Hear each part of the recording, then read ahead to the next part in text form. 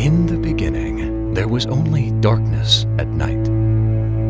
Until the day, someone managed to turn on the light.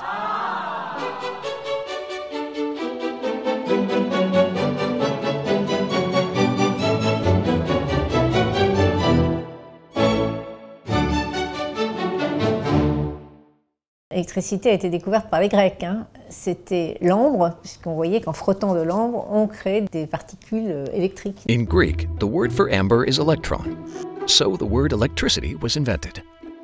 Et c'en est resté à cet état-là jusqu'au XVIIIe siècle. On a commencé à faire quelques expériences de nature électrique, notamment dans les salons des nobles de cette époque. Et c'est au XIXe siècle, avec Edison, qu'on a commencé à voir le développement plus industriel de l'électricité. The inventor and businessman Edison had a clear goal: to produce a reliable light bulb that he could sell on a large scale. When he succeeded, he declared his ambition: "We will make electricity so cheap that only the rich will burn candles." D'où la nécessité de faire des câbles pour transporter cette électricité. It so happened that in the same year in Switzerland, an engineer invented a new way of making cables. An extruder producing lead-insulated cables that were flexible, strong, and usable in a wet environment. Et donc ça, c'est vraiment la révolution, parce que du câble aérien nu qu'on a sur des pylônes, on est capable enfin d'enfouir le câble et de l'exploiter à des tensions qui vont passer de quelques dizaines de volts à quelques dizaines de milliers de volts. Donc on a un facteur fois 1000, et ça c'est extraordinaire. Its inventor, François Borel, in partnership with the businessman Edouard Berthoud, founded the SECE, a company behind the future Nexans Group. Ce que je trouve intéressant dans le début, c'est qu'on a des gens qui ont un fort esprit entrepreneur, une capacité à prendre des risques industriels et financiers. On a une certitude. L'électricité va se développer, va peut-être changer le monde. On veut en faire partie. Paris, 1881. The very first international electricity exhibition brought together the industrialists of the sector. Berthoud Borel sont allés présenter leur gaine sous plomb. Ils y ont rencontré un certain succès. This visibility led them to being awarded a prestigious project, lighting the Champs-Élysées. Everything needed to be ready for the 1900 Paris World Exhibition. At this event, large numbers of visitors were drawn to the Electricity Pavilion, which is supplied by cables from our company. The crowds were wooed over by the potential of this invisible fluid. Its power heralded a new era. Many electricity companies were founded in the early 20th century, wanting to seize the opportunities provided by this new sector.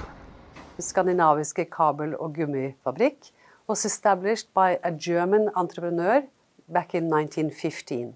And the reason for this establishment was the development of the industry in Norway and the use of hydropower and the consequent need of cables.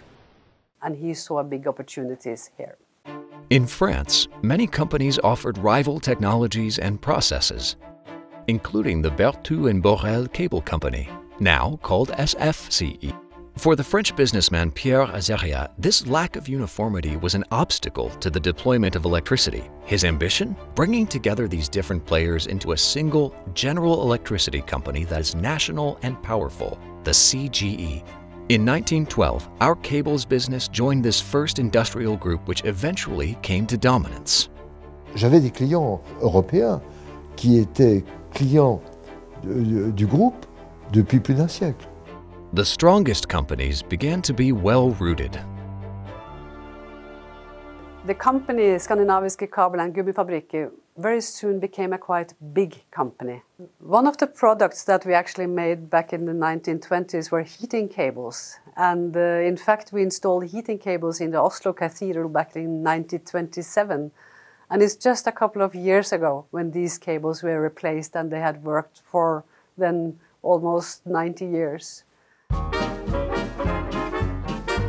During the Roaring 20s, the car industry took off. Cities expanded, electrified, lit up. It was party time. Uh-oh, it's critically important to avoid outages at the height of the party. L'alimentation la plus sécurisée, c'est-à-dire une alimentation qui permet de faire face aux différentes pannes, c'est d'avoir une alimentation maillée. Donc dans les années 1920-1930, on a développé une ceinture autour de Paris qui s'appelait la ceinture d'Hercule. The CGE installed underground cables connecting up 5 power stations located around Paris, and thereby forming the most powerful grid in the world. Alors on a d'abord une ceinture qui serait le tour de la toile d'araignée, et puis ensuite on a des liaisons pénétrantes qui permettent de passer de l'extérieur au centre de Paris.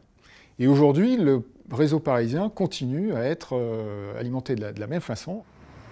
Interconnections began to be made between countries to strengthen the supply of the grid. Grâce à l'interconnexion, la France et l'Angleterre pourront s'adresser par câble sous-marin leur excédent d'électricité. Désormais, Madame Dupont pourra faire cuire son steak avec de l'électricité anglaise et Madame Smith préparer son thé avec des kilowatts français. De 1945 à 1965, la croissance en Europe était supérieure à 5% l'an. Les 30 glorieuses, ça existait. Et ça existait en particulier dans l'industrie du câble parce qu'il fallait reconstruire tous les réseaux. Donc des taux de croissance extraordinaires. Households procured many electrical appliances. To meet this explosion in energy demand, new cable companies entered the market. In the early 20s, Frank Beaurepaire, a famous Olympic swimmer at the time, developed a tyre manufacturing business and called it Olympic Tyres. It wasn't until the 40s that Olympic Tyres branched out to manufacture rubber cables. The government and the political target in Norway was to have electricity to everyone. And to get electricity to everyone in Norway, you need both land cables and submarine cables. Almost all submarine cables laid in Norway crossing the fjords have been made by Skandinaviske Kabel- and Gummifabrikker. Many of the cables that were installed in the 50s, for example, they are still fully operational and working. Over the years, electricity use kept on rising. The first coal-fired and hydroelectric power stations were no longer sufficient to meet demand. A new production method was needed. In the late 1960s, nuclear power was seen as the solution to large-scale electricity production. In 1970 alone, 37 power stations were under construction and 6 went into service. Electricity was henceforth considered as a commodity to be transferred between countries, as reflected in an increasing number of long-distance projects. In the 1970s, we were given the contract to supply the cable between Norway and Denmark. That cable was the longest, the deepest, with the highest transmission capacity ever made in the world. And that cable was the start of the development of our submarine activity for interconnections worldwide.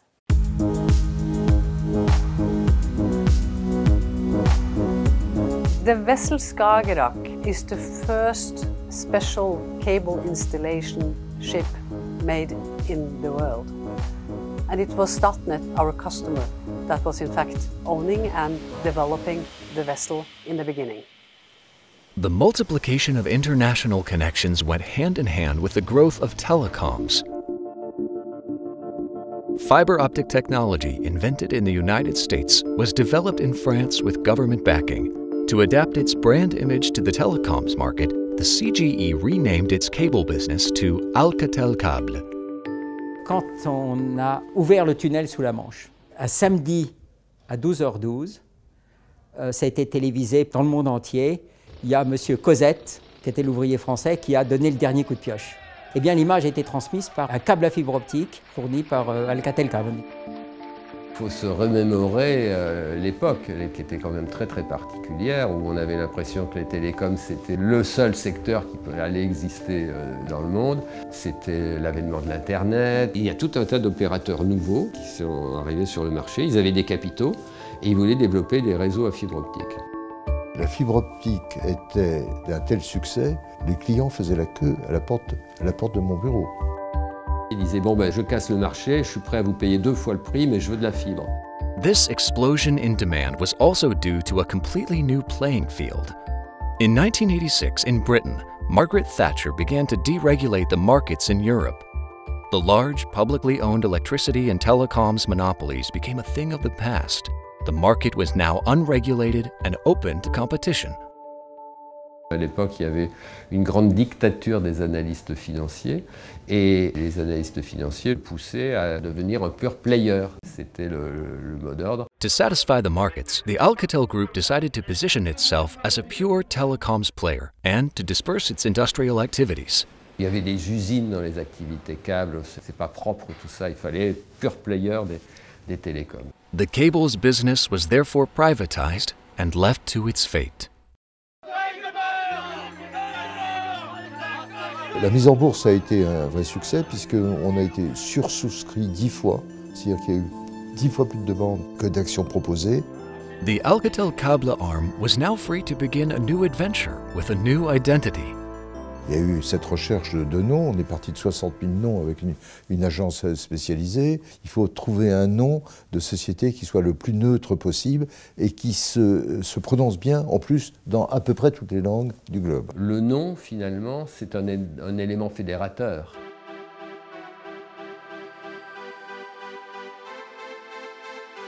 Très vite, en quelques mois, c'était Nexans, quoi.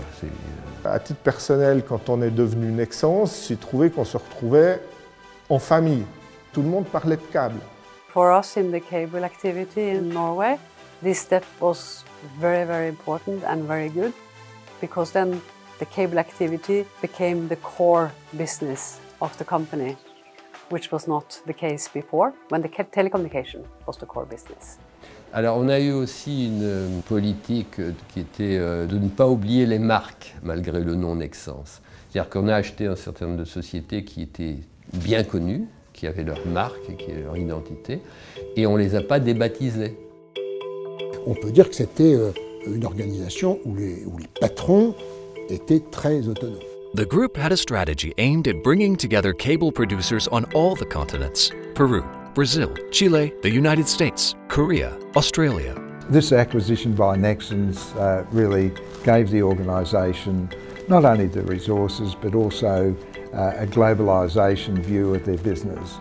A lot of our larger major customers in Australia are also global businesses who have also got their head offices in France or in Europe, and the synergies that brings means that the relationships aren't just local but they're global.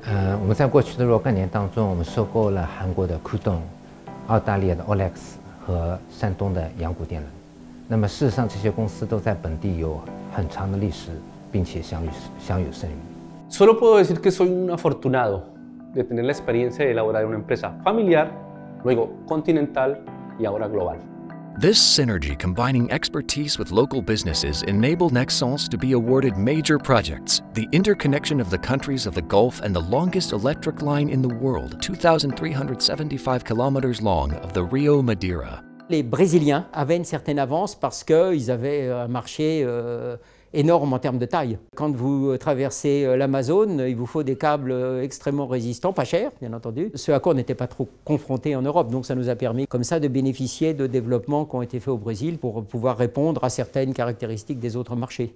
Le marché marocain, comme l'ensemble des marchés de la région, répond à un premier besoin, c'est le besoin d'électrification. L'ensemble des gouvernants dans cette zone du monde ont un impératif unique, c'est celui de donner accès à l'électricité à un maximum de population. When the first wind farm was created in Denmark, it was Nexans with its Skagerrak vessel which laid cables to connect it. I think everyone are very proud of this vessel, this old lady, as we sometimes call her, and all the pictures we get from operations worldwide with fantastic scenery. La haute tension sous-marine, on fait partie des 2 ou 3 seules entreprises au monde capables de faire ça. And we're also building a new vessel now, Aurora, which is really exciting. The many offshore projects are the significant signs of an industrial shift, unprecedented since that begun by Edison. Global industries are now confronted by a new issue, climate change. Nexans est très bien placé pour prendre en main cette composante. 我们的目标是说到2030年，我们全球包括苏州工厂在内，能够实现真正的碳的零排放。 Quisiera ser parte en la construcción de un mundo sostenible, donde el cuidado del medio ambiente a través del uso de energías renovables se incremente exponencialmente. To continue to keep Edison's bulb glowing, the world needs to adapt. And for the cable industry, It's a whole new chapter of history that needs to be written. ¿Qué ha hecho que Nexans dure? Mi concepto, la perseverancia. He vivido con esta compañía crisis económicas, desastres naturales, problemas que realmente cualquier empresa fácilmente cae. Nexans afronta cada reto. Eso hace que su crecimiento no se detenga, que siempre siga hacia adelante. Quels que soient les marchés que l'on regarde, on aura besoin de plus de câbles et il n'y a pas beaucoup de substitutions à venir. Il y a aujourd'hui près d'un milliard de personnes qui n'ont pas accès à l'électricité. Ce qui est clair, c'est que Nexans est sur un marché qui continuera encore pendant des siècles. Vous savez, c'est l'histoire de Picasso. Il est dans un restaurant. Le restaurateur lui dit « Monsieur Picasso, vous me faites un dessin, s'il vous plaît ?» Alors Picasso il fait un petit dessin, il tend le papier, il dit « ben voilà, c'est 10 000 francs ». Mais Monsieur Picasso, vous avez pris 5 minutes pour faire ça. Non, j'ai mis 30 ans pour faire ça. Et ben c'est ça. Le savoir-faire, c'est quelque chose qu'on a acquis.